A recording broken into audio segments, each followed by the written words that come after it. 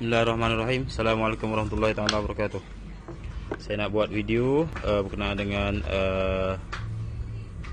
mushroom lamp humidifier. Itu pewangi yang kita letak dalam pejabat, ruang pejabat atau dalam bilik lah.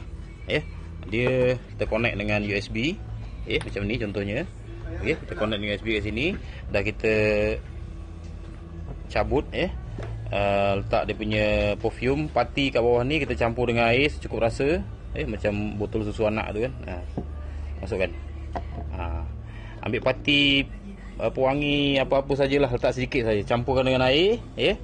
Air tu boleh 80 ke 90% lah, ikut cita rasa kita. Kadang orang wangi sangat dia pening lah rumah kan, letak sikit je, letak 10%, air 90%. Dan kita dah connect dengan USB macam ni. Kita tekan kat sini.